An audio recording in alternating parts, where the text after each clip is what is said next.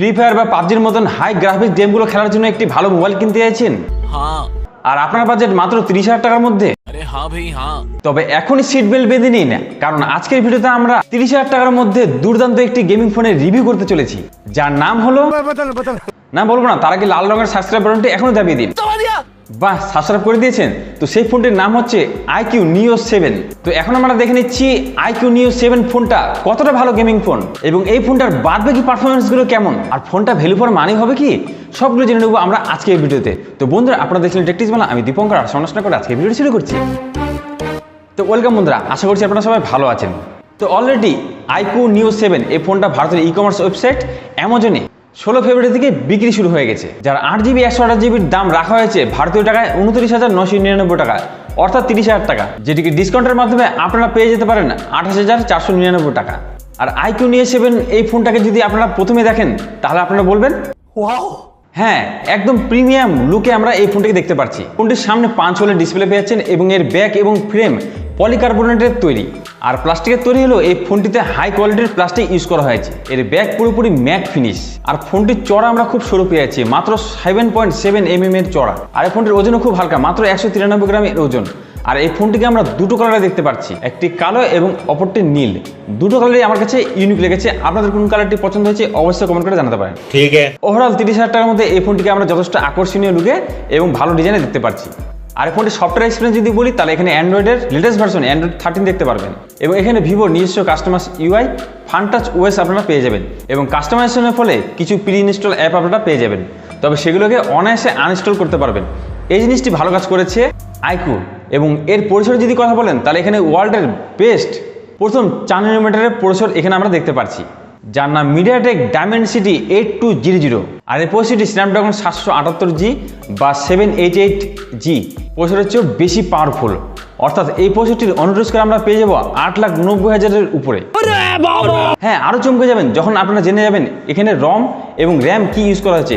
এখানে 8GB LPDDR5 RAM use করা হয়েছে, এবং এই ফোনের স্টোরেজ অর্থাৎ রমটি পেয়ে যাবেন UFS 3.1, অর্থাৎ ফোনের পারফরমেন্স এবং গেমিং এক্সপিরিয়েন্স পেয়ে যাবেন একদম দুর্দান্ত স্মুথলি। আর গেমিং খেলার এক্সপিরিয়েন্সকে আরও বাড়ানোর জন্য এখানে মোশন কন্ট্রোল সিস্টেম পর্যন্ত দেওয়া হয়েছে। আর এরপর সারাদিন ঘরে বসে বসে গেমিং খেলে ফোনটি যেন হিট না হয়ে যায় এবং হিট হয়ে ব্লাস্ট না হয়ে যায়। হ্যাঁ, ভয় পাবেন না, তার জন্য এখানে 3D graphite vapour chamber cooling system use করা হয়েছে, যেখানে ফোনের তাপমাত্রা 5 ডিগ্রি পর্যন্ত কম পেয়ে যাবে। Iqooর দাবি অনুযায়ী এই ফোনটিতে আপনারা 90 ফ্রেম পার সেকেন্ডে গেমিং খেলতে পারবেন। আর গেমের জন্য এত ভালো ভালো ফিচার্স রাখার পরে গেমাররা এই ফোনটিকে দেখে একটা কথা বলবে, আর গেমিং খেলার এক্সপিরিয়েন্স ভালো করার জন্য এখানে ভালো ডিসপ্লেও দিয়েছে Iqoo। 6.78 ইঞ্চির full HD 120Hz super AMOLED display পেয়ে যাবেন এই ফোনটিতে। আর ঘরে বসে বসে গেমিং খেলার জন্য যদি ঘর থেকে আপনাকে তাড়িয়ে দেয়, তাহলে বাইরে রোদের মধ্যে মাঠে ঘাটে খেলার জন্য এখানে আপনারা 1300 নিটস পর্যন্ত ব্রাইটনেস পেয়ে যাবেন।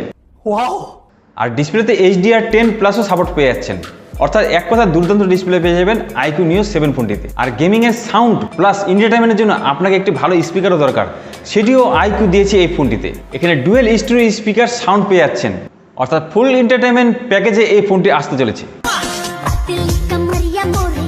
হ্যাঁ, যারা রিলস করতে পছন্দ করেন তাদের জন্য এখানে সামনে পেয়ে যাবেন 16 মেগাপিক্সেলের মতন একটি ভালো সেলফি ক্যামেরা, মানে ইচ্ছে মতন এখন রিলস তৈরি করুন।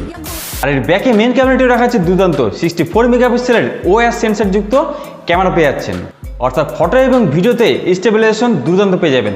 বিশেষ করে ভিডিও তোলার সময় এটি খুব দরকার, এমনকি এখানে 4K পর্যন্ত ভিডিও রেকর্ডিং করতে পারবেন। তবে এর বাদবাকি দুটো ক্যামেরা রাখা হচ্ছে 2 মেগাপিক্সেলের একটি ডেপথ সেন্সর ক্যামেরা এবং 2 মেগাপিক্সেলের একটি ম্যাক্রো সেন্সর ক্যামেরা, যেটিকে দেখলে আমার মন বলছে তোবা তোবা তোবা, তারা মুড খারাপ করে দিয়া। হ্যাঁ, সেম ফিলিংস।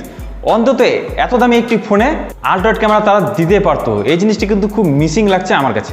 আর যদি পাওয়ার সাপ্লাইয়ের কথা চলে আসি তাহলে এখানে 5000 mAh এর দুর্দান্ত বড়সড় ব্যাটারি দেওয়া হয়েছে, যেটিকে চার্জ করার জন্য সুপার ফাস্ট 120 ওয়াটের চার্জিং সিস্টেম রাখা হয়েছে।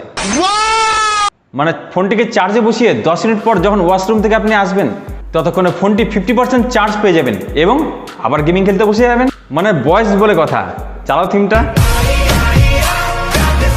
আর সিকিউরিটি যদি কথা আসি তো এখানে ফেস আনলক তো অবশ্যই পেয়ে যাবেন, এবং ফিঙ্গারপ্রিন্ট আনলক সেন্সরটি ফোনের ডিসপ্লেতে পেয়ে যাবেন। তো এই জিনিসটি খুব ভালো।